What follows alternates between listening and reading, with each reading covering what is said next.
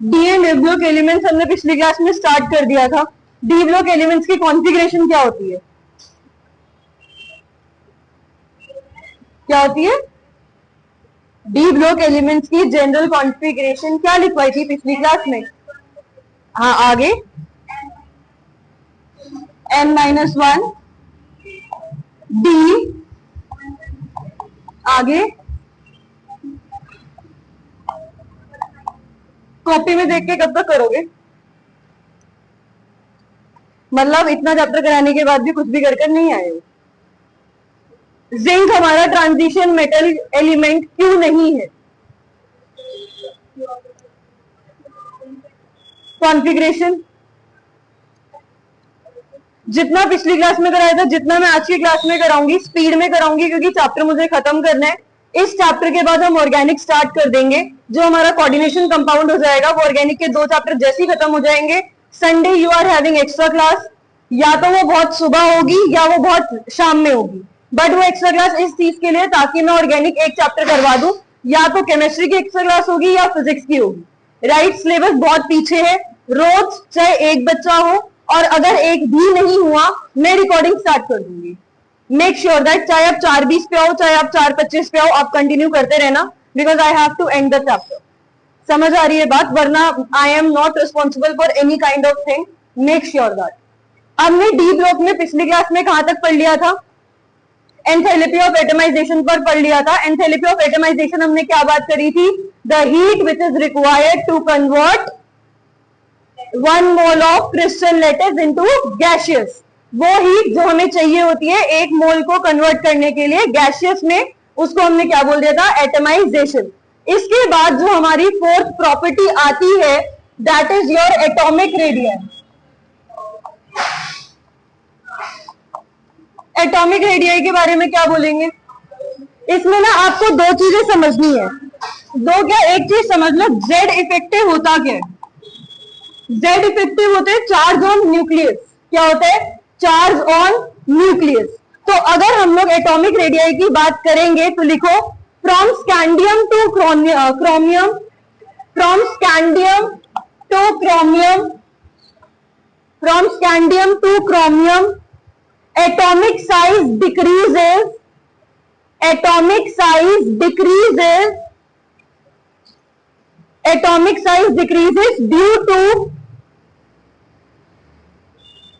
increase in effective nuclear charge, due to increase in effective nuclear charge। वो क्या कह रहे हैं?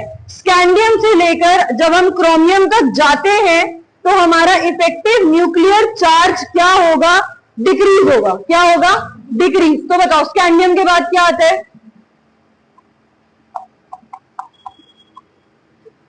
स्कैंडियम नहीं,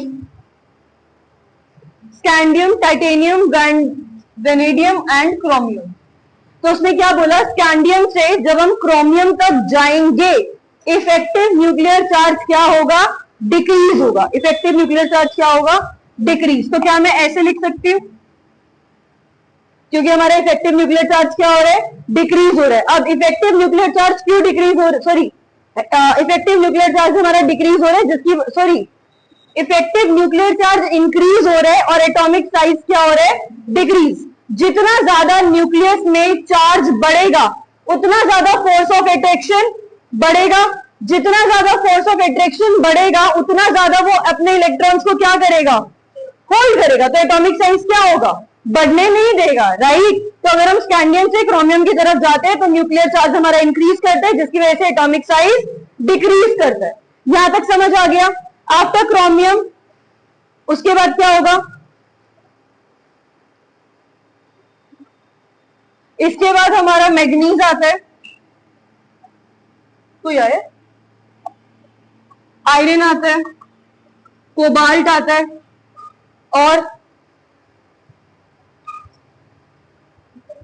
निकल, फिर कॉपर आएगा और जिंक आएगा। हम इसमें सिर्फ कौन सी सीरीज की बात कर रहे हैं? 3rd सीरीज की बात कर रहे हैं। सिर्फ उसी को पढ़ेंगे जो हमारे पास पेपर के पॉइंट ऑफ व्यू से इंपॉर्टेंट होगी।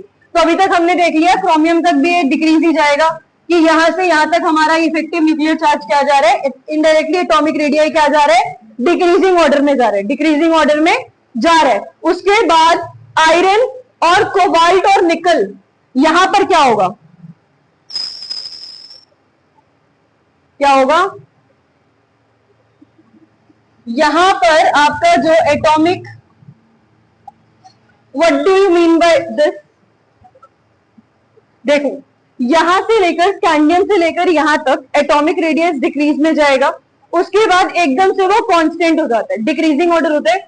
इसका मुंह इस तरफ खुला है ना, तो मतलब इसका साइज क्या होगा, बड़ा होगा इसके कंपैरिजन में, तो डिक्रीज हो रहा है ना, सबसे लास्ट में इसका कम जा रहा है और सबसे ज्यादा ऐसे, राइट। अब आयरन कोबाल्ट और निकल तीनों में हमारा जो ये है ये क्या जाएगा, सेम जाएगा। रीजन लिखोगे क्यों होता है ऐसा, the atomic size of iron, ये बाद में लिखना पहले को, the atomic size of iron cobalt and निकल, the atomic size of iron cobalt and निकल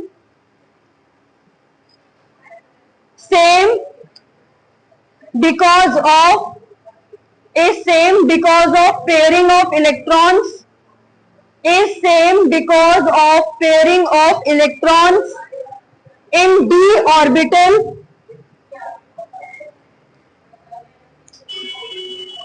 I am repeating it again, atomic size of iron cobalt nickel is same because of pairing of electrons in d orbital causes repulsion, hence effective nuclear charge does not increase, effective nuclear charge does not increase।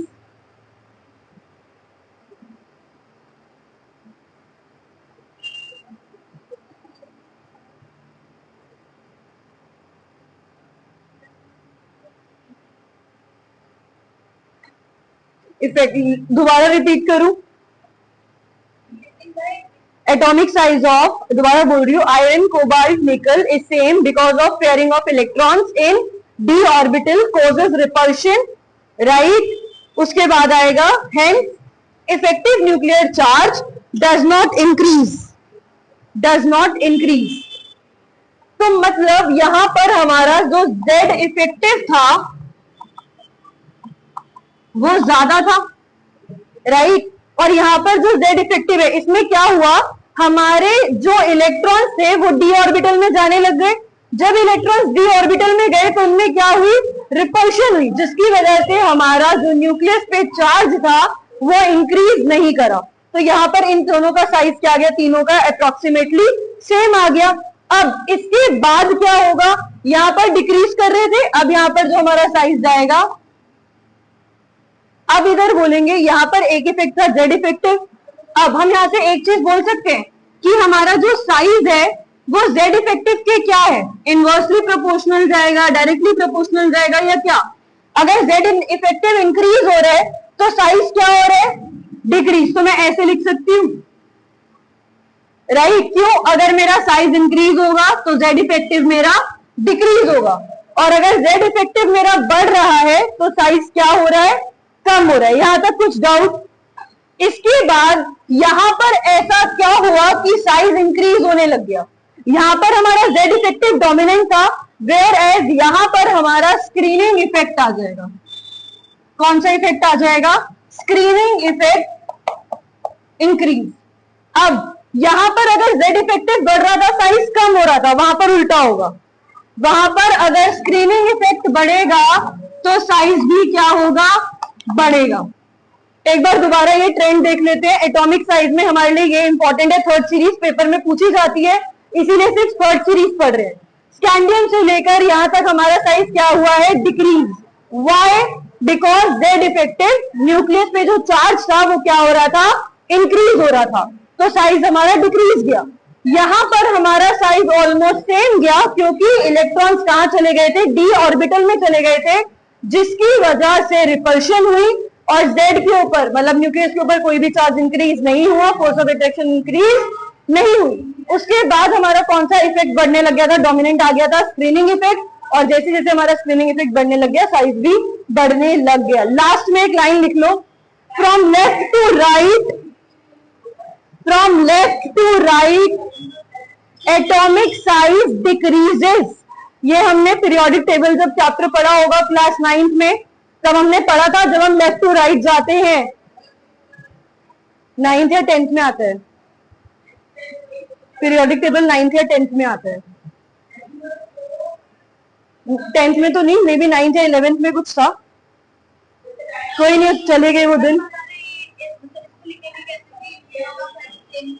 वो लिखवाया तो है नीचे, ये ना, atomic size of iron is same because of pairing of electrons in D orbital causes repulsion, hence Z effective आएगा यहाँ पे। जेड इफेक्टिव काटो इसे, हाँ, चार्ज इंक्रीजेस, यही तो हो जाएगा, राइट। तो जब हम लेफ्ट से राइट जाते हैं तो लिखो from left to right atomic radii decreases, atomic radii decreases, decreases then become constant, then become constant when pairing of electrons takes place, when pairing of electrons takes place, when pairing of electron takes place। यहां तक कोई doubt? एक effect हमने class 11th में पढ़ा था, क्या होता है स्क्रीनिंग इफेक्ट? हाँ, क्या क्या दोबारा बोलना, सही बोल रही हो? हाँ, स्क्रीनिंग इफेक्ट को आप शील्डिंग इफेक्ट भी बोल सकते हो। एक बार समझ लो ये क्या होता है, then we will move further. होता क्या है, जो हमारे इलेक्ट्रॉन्स न्यूक्लियस के पास होते हैं, जिन्हें हम इनर शेल इलेक्ट्रॉन, सपोज करो ये मेरा न्यूक्लियस है, ये इसकी पास की शेल है, राइट, और ये दूर वाली शेल है, राइट। तो जो इनर शेल इलेक्ट्रॉन्स होंगे ये क्या करेंगे, शील्ड की तरह काम करते हैं। अब इनर शेल इलेक्ट्रॉन्स करते क्या है, रिपल्सिव फोर्स लगाएंगे इनके बीच में और वैलेंस शेल के बीच में। किस किस के बीच में? इनर शेल और वैलेंस शेल के बीच में रिपल्शन होगी। क्या होगी? रिपल्शन। जब इनर शेल के बीच में और उसके बीच में रिपल्शन होगी तो न्यूक्लियस से दूर कौन जा रहा है? बाहर वाली shell, outer shell, valence shell. तो ये क्या करते हैं, ये रिपल्शन की तरह काम करते हैं और इसको न्यूक्लियस से दूर करते हैं, राइट। ये रिपल्शन की तरह काम करेगा। जब ये इसको रिपल करेगा तो ये इधर जाएगा और ये इधर आएगा। तो ये किससे दूर हो रहा है? न्यूक्लियस से, जिसकी वजह से इसके ऊपर जेड इफेक्टिव कम हो जाता है। इसके ऊपर जेड इफेक्टिव का force of attraction due to nucleus बहुत कम लगेगा, क्योंकि उसने रिपल्शन करके न्यूक्लियस से उसको दूर कर दिया। जितना ज्यादा शेल न्यूक्लियस से दूर होगी उतना ज्यादा कम फोर्स वो एक्सपीरियंस करेगी। नहीं समझ आया? आ गया? I am telling you again. Nucleus ये रहा, इनर शेल होती है पास वाली शेल जो न्यूक्लियस के पास है। इनर शेल कौन सी होगी? पास वाली शेल जो न्यूक्लियस के पास है। और वैलेंस शेल होती है बाहर वाली शेल। वैलेंस शेल कौन सी होती है? बाहर वाली शेल, सबसे आउटर शेल। तो जो इनर शेल के इलेक्ट्रॉन है, ये वैलेंस शेल के इलेक्ट्रॉन, इन दोनों के बीच में रिपल्शन होती है। क्या होती है? रिपल्शन होती है, जिसकी वजह से, अब what do you mean by repulsion? Attraction से दो चीजें पास आएंगी, रिपल्शन से दो चीजें दूर जाएंगी। तो जो हमारी वैलेंस शेल है, जब इसमें रिपल्शन लगेगा तो ये न्यूक्लियस से क्या जाएगी? दूर। और जितना ज्यादा वो न्यूक्लियस से दूर होगी उतना कम वो न्यूक्लियर फोर्स एक्सपीरियंस करेगी। और जितना कम न्यूक्लियर फोर्स एक्सपीरियंस करेगी, सिंपल। अब इसके ऊपर सबसे कम न्यूक्लियर फोर्स लग रहे हैं, तो इनडायरेक्टली वी कैन से कि जो इनर शेल इलेक्ट्रॉन्स थे, इन्होंने शील्ड की तरह काम करा। किसकी तरह काम करा? शील्ड की तरह। तो इसी इफेक्ट को बोलते हैं स्क्रीनिंग इफेक्ट। क्या बोलते हैं? अब एस शेल में, टी शेल में, डी और सबसे कम एफ में, ये स्क्रीनिंग इफेक्ट का ऑर्डर है, क्योंकि एस शेल सबसे पास होती है हमारे न्यूक्लियस के। लिखो ये ऑर्डर जल्दी। क्या लिखना है इसको? क्या लिखना है स्क्रीनिंग इफेक्ट को? हाँ, स्क्रीनिंग इफेक्ट के नीचे लिखो, बिल्कुल।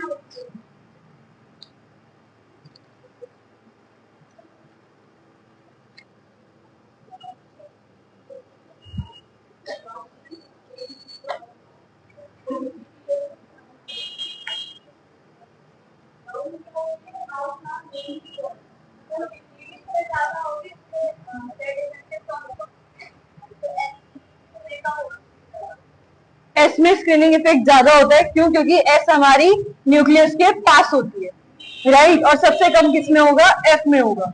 तो वही है स्क्रीनिंग इफेक्ट। आपने क्या पढ़ा? इनर शेल वाले जो और इलेक्ट्रॉन्स होंगे वो आउटर वाले के ऊपर रिपल्सिव फोर्स लगाएंगे और उसको अपने से दूर, जितना ज्यादा वो न्यूक्लियस से दूर होगा उतना कम उसके ऊपर फोर्स ऑफ अट्रैक्शन लगेगा।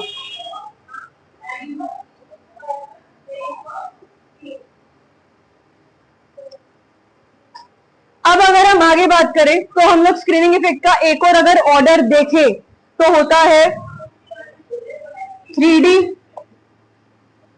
4D and 5S।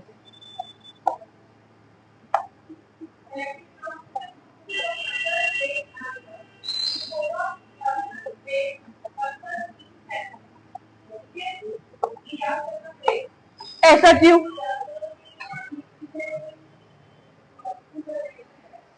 ये लिखने के बाद जरा रीजन लिखना है एक बार, वो बता रही हूं। इधर क्या है? सबसे कम 3D में होगा, फिर 4D के कंपैरिजन में, और 4D और 5S का क्या होगा? ऑलमोस्ट सेम होगा। इसका रीजन लिखो, ऐसा क्यों होता है? क्योंकि D और F ऑर्बिटल सबसे पुअर शील्डिंग इफेक्ट शो करते हैं। D और F ऑर्बिटल क्या शो करते हैं? सबसे पुअर शील्डिंग इफेक्ट। मतलब D और F में जो हमारा शील्डिंग इफेक्ट होता है वो सबसे कम होगा, सबसे कम होगा। अब ऐसा क्यों होता है? क्योंकि Z इफेक्टिव वहां पे बढ़ रहा होता है, और Z इफेक्टिव बढ़ता है तो फोर्स ऑफ अट्रैक्शन जो है वहां पर बढ़ रहा होता है। अब फोर्स ऑफ अट्रैक्शन अगर बढ़ रहा है न्यूक्लियस का तो स्क्रीनिंग इफेक्ट तो कम होने लग जाएगा, राइट। इसीलिए इनका साइज जो है वो सेम रहेगा या डिक्रीज करेगा। इसका साइज क्या रहेगा? या तो सेम रहेगा या तो डिक्रीज करेगा। लिखो एक बार, 3D, 4D, 5S। हाँ, लिखो D एंड F ऑर्बिटल। ये मैं एनसीईआरटी में से इंपॉर्टेंट जो ट्रेंड्स है, इंपॉर्टेंट जो पॉइंट है जिसके आपके बोर्ड में पूछा जा सकता है वो ही करवा रही हूं। मेक श्योर ये एक एक चीज याद रखो, कौन सी चीज किस पे डिपेंड करती है, कौन कब डिक्रीज करेगा, कौन कब इंक्रीज पड़ेगा। मोटिवेटेड होकर नहीं पढ़ोगे कोई फायदा नहीं है 1 घंटा टाइम वेस्ट करने का। मेक श्योर दैट, पहले भी बोला था 1 घंटा पढ़ने आ रहे हो तो ढंग से पढ़ो। 12th है, वरना सारी आज की एक ही बारी निकलेगी। It's for everyone. और 12th में फेल हो गए फिर तो अच्छे से फिर शादी करना और तो कुछ मत करना। मेक श्योर दैट, सबके लिए मैं किसी को पॉइंट आउट नहीं कर रही। मेक श्योर दैट सारी दोस्तियां एक ही बार निभेगी नहीं, ये सारी जो आपकी दोस्तियां है ना वो एक ही बार निभ जाएगी 12th के बाद। Make sure. और जो एक कान से सुन के निकाल रहे हैं, well and good, will wait for your result. लिखो, D and F orbit have poor screening effect. D and F orbital have poor screening effect. Z effective increases. Z effective increases.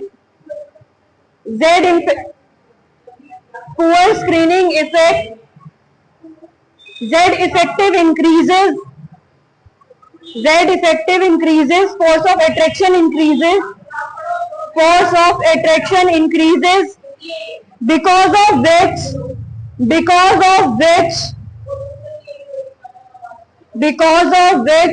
size remains same or decreases.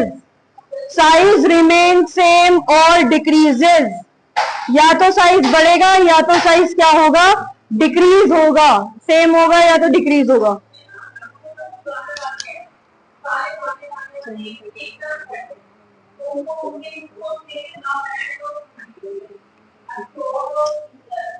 Done done.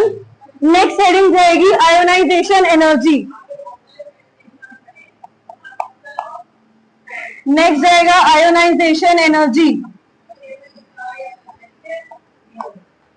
Ionisation energy लिखो, ionisation energy of